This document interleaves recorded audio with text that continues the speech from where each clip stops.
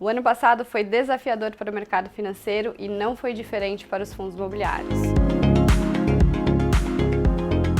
Nosso setor sofre forte influência na curva de juros e com a deterioração do cenário fiscal brasileiro, vimos as curvas longas apresentando grandes valorizações no segundo semestre de 2024, especialmente nos últimos 3 meses.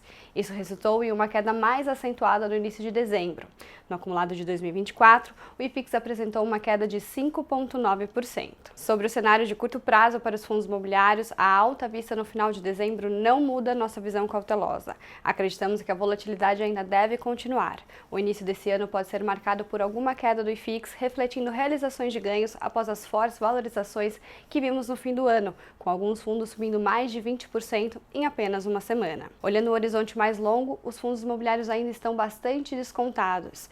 Em dezembro, o preço sobre o valor patrimonial do IFIX ficou abaixo de 0,8, segunda vez na história que isso acontece. Mas olhando para a curva longa de juros e as projeções de taxas no Brasil, com previsões de inflação já acima da meta, o cenário ainda inspira cautela.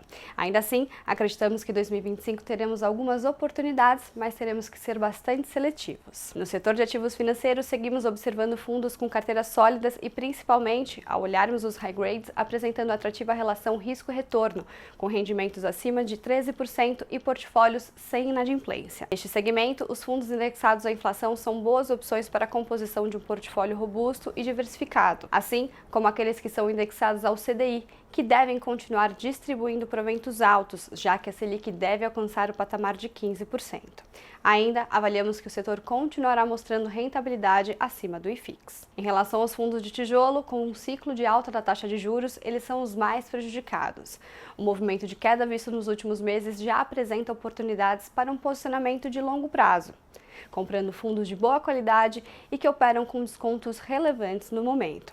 Mas o que não quer dizer que tenhamos chegado ao fundo, já que ainda estamos no início do ciclo da alta da taxa Selic. Apesar de estarmos em um momento desafiador e que requer resiliência, além de paciência, não há motivo para desistir. Pelo contrário, temos um setor desenvolvido e que apresenta bons resultados operacionais no momento. Em um momento de arrefecimento dos juros, quando acontecer, devemos ver um reflexo favorável nas cotações dos fundos imobiliários. Em relação à nossa carteira recomendada, continuamos com 40% de exposição a fundos de ativos financeiros.